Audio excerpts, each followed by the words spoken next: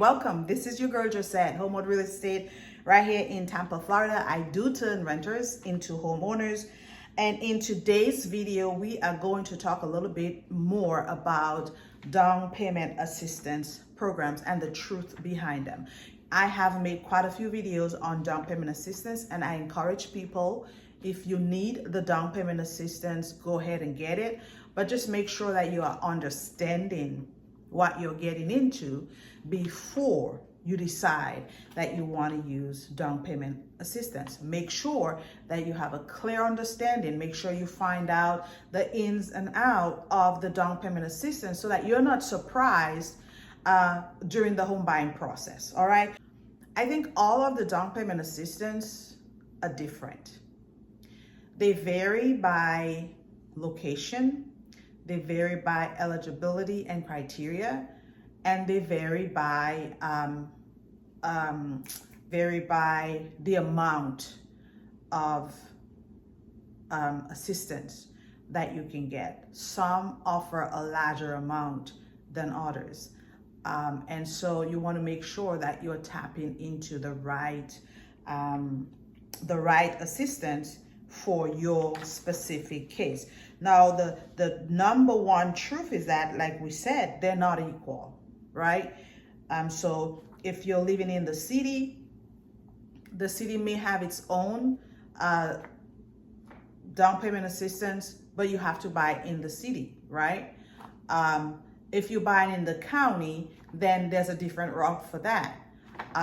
If you are, right now we have the Hometown Heroes, there's different qualifications for that. If you are, let's say, Good Neighbor Next Door, there are different qualifications for that. So just make sure that when you are doing your research, you're looking at all the programs, and I will attach a link of all the down payment assistance that are available in your state or in your city. Guys, it doesn't really matter where you live. There's probably some kind of down payment assistance available for you. And I know if you don't know, you don't know. But if you're trying to buy a house and you need some extra help, it does not really matter where you are.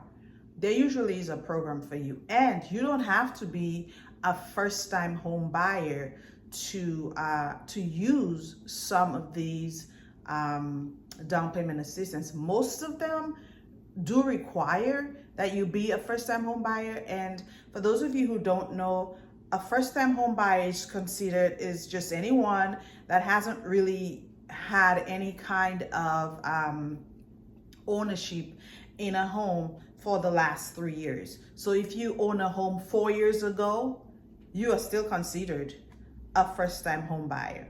Okay, so it doesn't have to be your first house. It's just if you haven't owned a home for a certain length of time. So it is very important for you to research what is available in your particular area. Another important point is the source of the funding of these programs.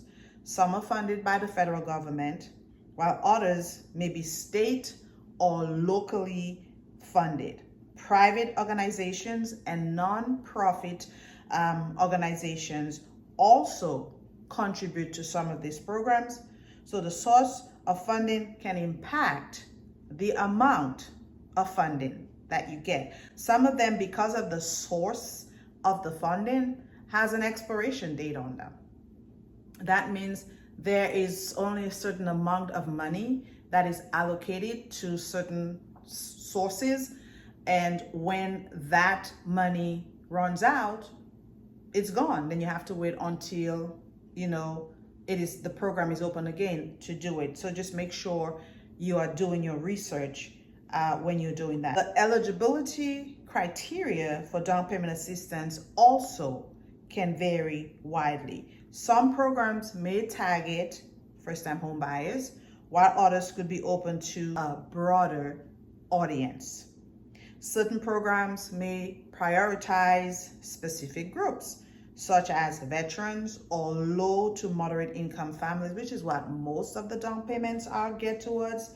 So understanding this criteria is essential to determine if you're qualified for these assistance. Not only do the eligibility criteria differ, but the amount and the type of assistance offered can also vary. Some programs provide grants that don't really have to be paid back, and others are loans that has to be paid back. So you have to understand the terms and the conditions before you make the decision. Some down payment programs have limits on the total fund that is available, and they may expire when the allocated budget is depleted, like I said. So this means that timing is a factor. Some of these programs, you have to jump on them as soon as the program opens up. If you are considering using a specific program that actually has an expiration date on it, you want to make sure that you are staying informed about what's happening and you're informed about the status of the program. And the city of Tampa is pretty good at, sending us emails. And I say us, I mean the realtors, sending us emails, letting us know where the program is. So if they have a certain amount left, they'll tell you they only have that left. If when it's depleted, they're gonna tell you, okay, the program is depleted, so we're gonna have to shut it down until the next time when it's refunded. Okay, so you want to make sure that you're researching the down payment assistance program that is available in your area. You want to make sure that you're understanding the specific details, and you want to choose the ones that best fits your needs and your circumstance. Income matters. Most of the down payment assistance are geared towards low to moderate income home buyers. And because of that, you have to fall within a certain income limit to qualify. And this can be a little tricky sometimes, because I've had people that feel like they're making no money, and yet when they try to apply, they still deny because they make a little bit too much. So there's a certain area median income that you have to stay within, and I'll attach a link so you can check it out for yourself to kind of see what it is in Tampa. I don't know for other states, but I do know, or other cities, but I do know for Tampa. So I will attach that link in there so you can check it out to see if you fall within one of the income limits and to see if you can qualify for one of their programs. The household size is also taken into consideration. The income limits are often structured based on the size of your household. Take into account the number of people in your household when assessing your eligibility, because some of the programs, when you apply for them, you might think, well, it's just you that they're looking at, it's just your income. But if you're going to be living in the house, let's say with your brother, your sister, your husband, your uncle, your auntie, whoever it is, they're going to take into consideration everybody's income. And that is what they're going to use to determine how much money they can give you. The other thing is that they have regular updates and they have regular changes to these things, but you want to always be paying attention to that, because they change sometimes in criteria, they change sometimes to the amount that is available. Just like, for example, the Hometown Heroes, when it first started, it was only for essential workers. But it has changed since then, and now it's open up to all first-time home buyers. One common limitation is geographics, so location. Some down payment assistance program may restrict the areas where you can purchase a home. This could be due to a focus on revitalization, specific neighborhoods like East Tampa. That's what East Tampa CRA is. It's really trying to revitalize the East Tampa area. And if you have to buy in a specific area, sometimes the choices in that area might be limited. So that is some of the drawbacks from this program. And the other thing is, certain programs may also impose limitations on the type of house you can purchase. Like for instance, some assistance programs may only apply to single family homes and exclude condominiums or multi-unit properties. So you understand that these restrictions are crucial. So if you're wanting to buy you a townhome, you might not be able to use certain down payment assistance program. Affordability factors. That is another consideration, because while down payment assistance helps with upfront cost, ongoing affordability can be a challenge. Some programs take into account your income, and they may restrict you from purchasing a home that exceeds certain affordability threshold. Let's move on to our fourth truth about down payment assistance program. The fact is that the approval process can be more difficult sometimes. So understand the process is crucial for anyone considering these programs. One aspect of the approval process is the requirement for extensive documentation. Lenders overseeing these programs typically ask for detailed financial records, including tax returns, pay stubs, bank statements, and more. And most of those things are required anyways when you're applying for a loan anyways, but sometimes they'll ask you for a little bit more if you're using these programs, because sometimes the program itself wants paperwork and the lender too wants paperwork. So sometimes it feels like you're doubling everything that you're doing.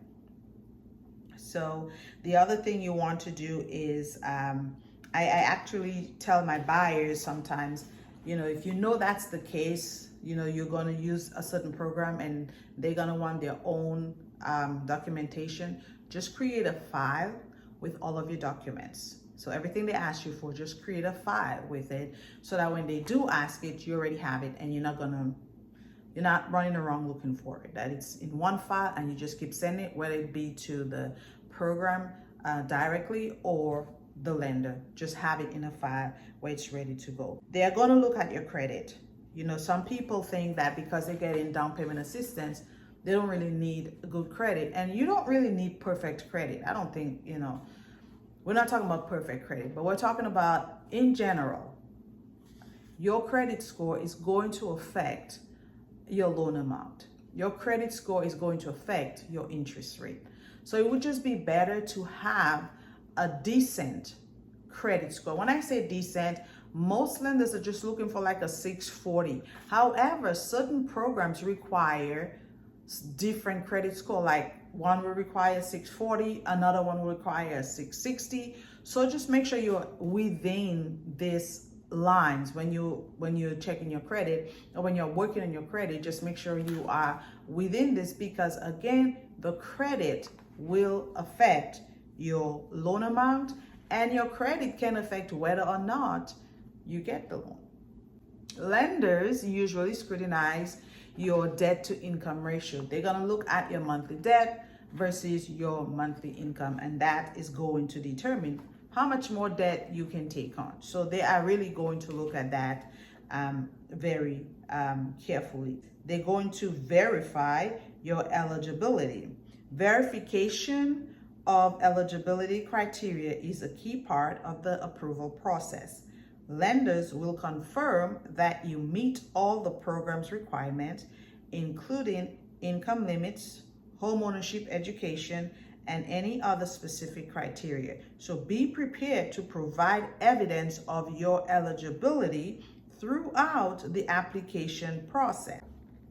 It is important for you to, if you're thinking of using the down payment assistance, maybe try to go through that process, because sometimes it can take a while to get the approval process going, because some of the programs have a lot of applicants and it just takes a while to go through the application process.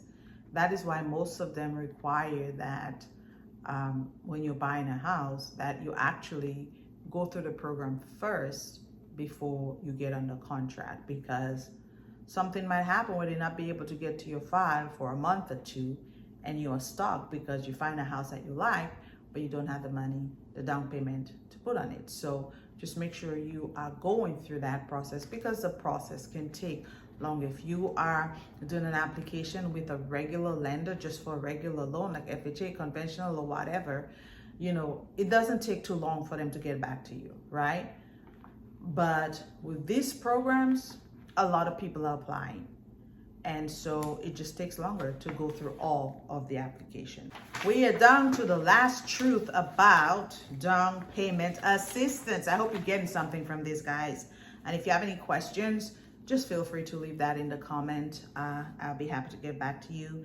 If you haven't subscribed, go ahead and do that. You know, the more you subscribe, the more you like this video, the more people get to see it. So make sure you're subscribing and sharing it with your friends. If you know anybody looking to buy a house for the first time and they're interested in using down payment assistance, especially in the Tampa Bay area, share this video with them. They might learn something from it. So repayment terms is something you really have to consider when you're doing down payment assistance. I think most people have the wrong idea about down payment assistance, where they just think that is something that they can just use and forget about it. And granted, there are programs that you don't have to pay back. Those are called grants. You don't have to pay them back. Or there are programs that, you know, like the Chinoa Fund program. But if you, there's certain programs, if you leave a certain amount of time in the house, you don't have to pay them back. But for the most part, most of them are second loans, right? And if you don't want to carry extra debt, then you might not want to consider doing down payment assistance.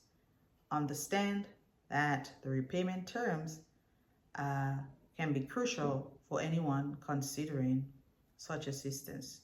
Some of them are deferred, and some of them you have to make payment while you're making your monthly mortgage payment. It is more debt, and if you can afford to buy a house without using down payment assistance, it's probably something to consider. If you want any more information about down payment assistance, check out the link that is in the description box. It will give you a variety of assistance that are available to you. Again, down payment assistance are available in every state, in every city. So make sure you are doing your research. Get a hold of your real estate agent and ask them questions concerning down payment assistance. I think it's a great way for first-time home buyers. I think it's a great way for low to moderate income people to become homeowners. I am here. I specialize in helping first-time home buyers, first-generation home buyers. If you're the only one in your family, you know, and you decide, you know what, nobody in my family owns a house. Well, maybe it's time to break the cycle. Maybe it's time for you to do something different, right? Maybe it's time for you to dream so big that your dream comes true, and the family coming behind you can look at you as the example. Wouldn't that be amazing? Be the example. Be the first one. Don't be afraid to break the chains or break the cycles of poverty and lack and, you know, renting all your life, and, you know, something happens to you, your kids are left holding the bag because you didn't leave them anything. At least if you buy a house, you can at least leave them the house. You can sell that with some equity, you know, and move on to the next phase of their life. So don't forget to like, don't forget to subscribe. And if there are any other topics you want me to talk about, put that in the comment.